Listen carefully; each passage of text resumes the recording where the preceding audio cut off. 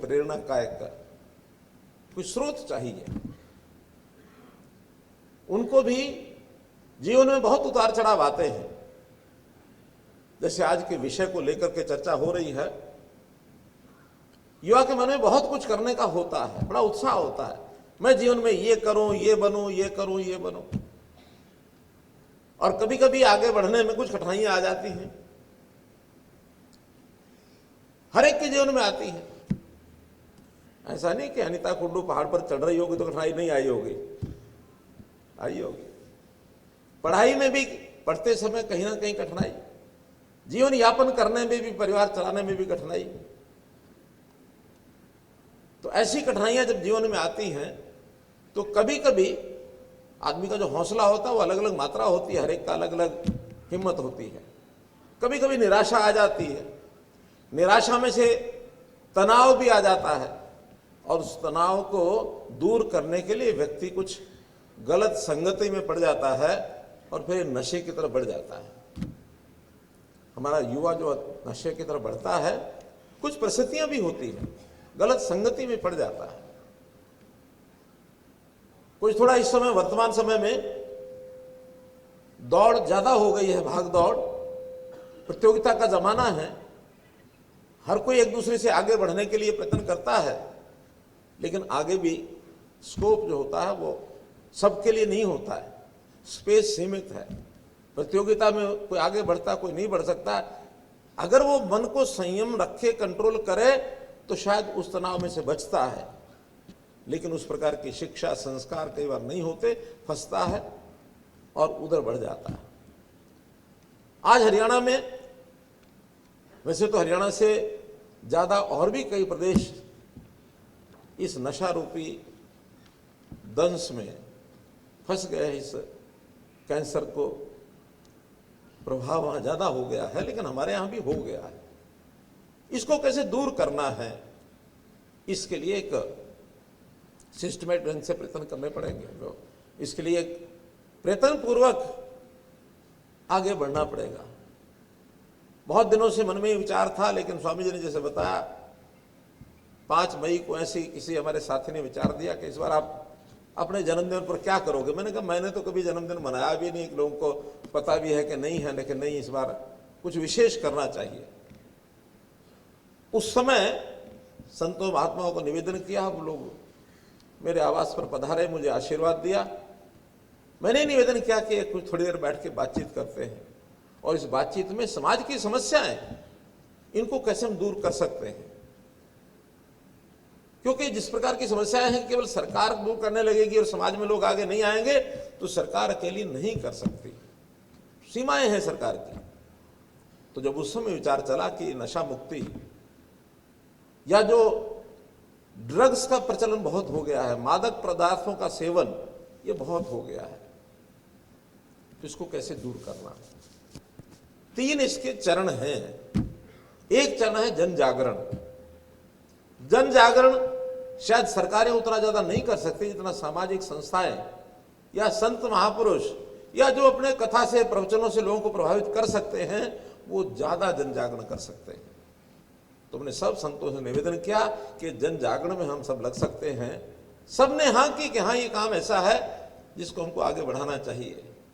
उसके बाद ये अभियान चला है, निरंकारी मिशन। उन्होंने विशेष तौर पर युवकों का एक सम्मेलन बुलाया और मुझे कहा कि आपको वहां आना है। मैं वहां गया, बड़ी संख्या में युवा थे। उन्होंने अपने इस सारे कार्यक्रम का एक इसको अंग बनाया है कि हम किस प्रकार के नशे को दूर करने के लिए जन जागरण करें। तो जन जागरण करने के लिए हमको इस प्रकार के मंचों की आवश्यकता है।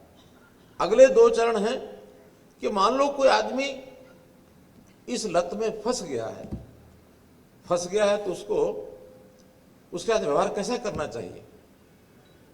उसके साथ व्यवहार में इतना जरूर ध्यान रखें, किसी मजबूरी में फंसा होगा, लेकिन उसके साथ घृणा करने से काम नहीं चलेगा। उसके प्रति सहानुभूति का भाव रखें, और कैसे उसकी आदत को ठीक करना है, इसके लिए डी एडिक्शन सेंटर्स ये सरकार भी चला रही है, सामाजिक संस्थाएं भी चला रही हैं। उसका एक सिस्टम है, उस सिस्टम में से उसको बाहर निकाला जा सकता है। अपने साथ रखना, साथ रख करके उसका एक विधि पूर्वक कुछ दिन के लिए अगर उसको क्या क्या चीज़ सेवन करने के लिए देनी है, क्या नहीं देनी है, उसको कोई ऐसा गलत व्यक्ति उसका तब ना लग जाए कि वो असीमित तौर पर उसका सेवन करे।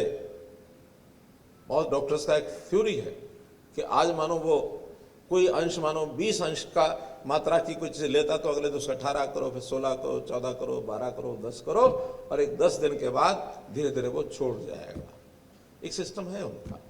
तो ऐसे डी एडिक्शंस के माध्यम से उसको छुड़वाना, और फिर चूंकि वो व्यक्ति गलत हाथों में पड़ के गलत जिंदगी जी रहा है, उसको दोबारा से पुनर्स्थापित भी करना पड़ेगा, रिहेबिलिटेट करना पड़ेगा।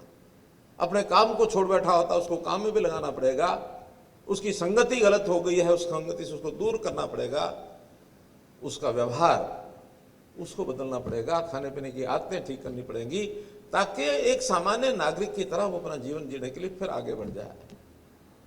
2 चरण ये हैं, और एक तीसरा चरण है जो शायद संस्थाएं नहीं कर पाएंगी। संस्थाएं या समाज के लोग सूचना तो दे सकते हैं, वो है इसकी चेन सप्लाई, सप्लाई चेन जिसको कहते हैं, कि मात्रा आती कहां से है। इसमें भी बहुत बड़े बड़े लोग, बहुत षड्यंत्रकारी लोग, बहुत जो पैसे की लालसा रखने वाले लोग, क्योंकि इसके अंदर पैसे का बहुत बड़ा रोल हो गया है। विदेशों से भी ऐसे मादक पदार्थों की तस्करी ये होने लग गई है, और वो पैसा आतंकवादी संगठन वहां तक भी पहुंचने लगा है। देश विरोधी गतिविधियों में उस पैसे का उपयोग होता है। उस चेन को कैसे काटना, उस सप्लाई को कैसे काटना, इसके लिए हमने प्रबंध किया है। हमारे उत्तर भारत के 8 प्रांत हैं। हमने ही सब मुख्यमंत्रियों को बुलाया था, अलग अलग विचारधारा के सब लोग थे। जब विषय रखा तो सबने इसको गंभीरता से लिया, और पंचकुला हमने एक एंटी नार्कोटिक्स ब्यूरो का एक सचिवालय बनाया है, एंटी ड्रग सेक्रेटरीट। सब प्रांतों की ओर से सारी सूचनाएं आदान प्रदान करते हैं, डाटा एक दूसरे का शेयर करते हैं, जो सप्लाई करते हैं उनकी जानकारी मिलती है। जिस प्रकार की दुकानों पर वो जाकर के बिकता है, उन दुकानों की भी एक पूरी जानकारी रखी जाती है, और कैसे उस सप्लाई चेन को काटना है। सैकड़ों टन ऐसे मादक पदार्थ पकड़े गए हैं, और पकड़ करके उनको नष्ट किया गया, जलाया गया है। 140 करोड़ के लगभग तो हरियाणा में पिछले 2 साल के अंदर 140 करोड़ का सामान ये हमने पकड़ के जलाया है। तो बहुत सी सख्ती बरतनी पड़ती है।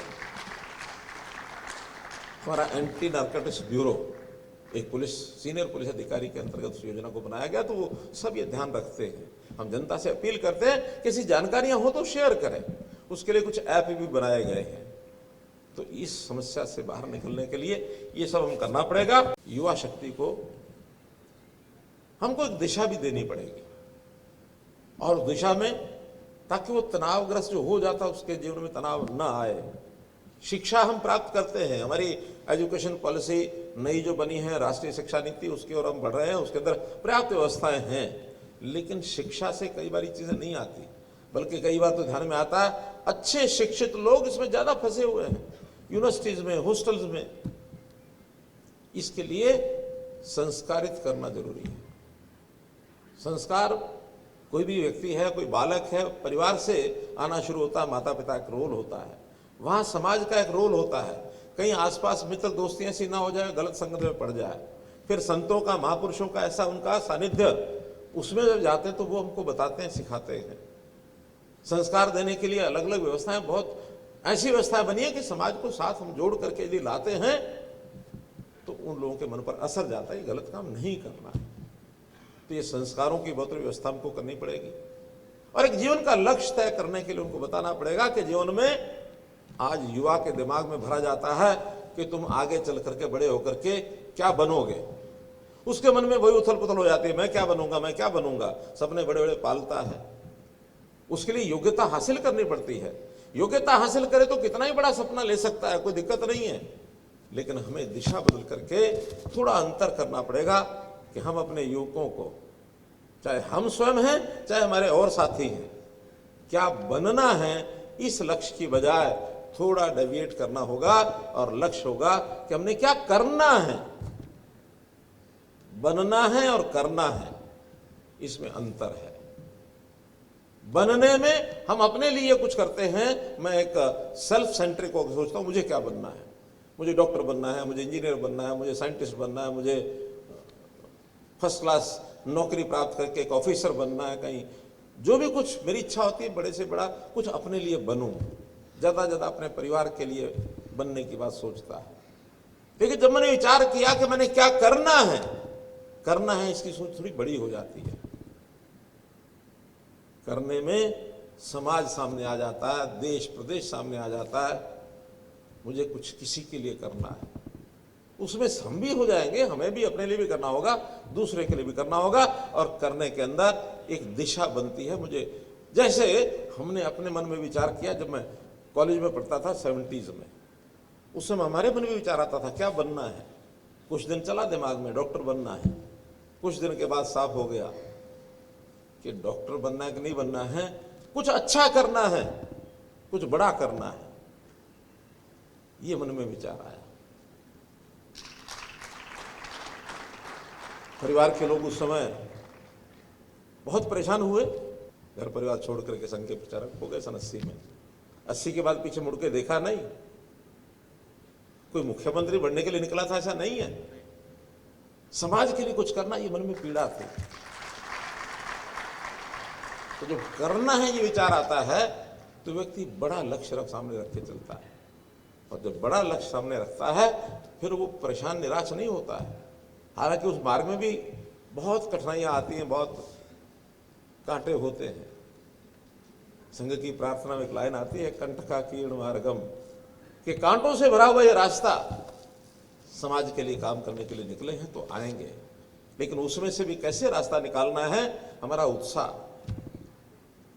युवकों के लिए स्वामी विवेकानंद जी की वो पंक्ति, उठो जागो बढ़ो और तब तक ना रुको जब तक लक्ष्य को प्राप्त ना कर लो, ये स्वामी विवेकानंद ने हमारे जीवन में कहा है। तो इस प्रकार के महापुरुषों के सानिध्य में जब हम आएंगे तो जीवन का लक्ष्य कुछ तय करेंगे जिसमें हमको आनंद भी आएगा, जीवन सुधरेगा भी सही, और हम कईयों के जीवन को और अच्छा बनाएंगे। अपना जीवन, अपने परिवार का जीवन, ये सब सफल करते हुए यदि आगे बढ़ेंगे तो निश्चित रूप से जो आपको अवसर मिलेगा उस अवसर का समाज उपयोगी जो लाभ होगा हम करेंगे।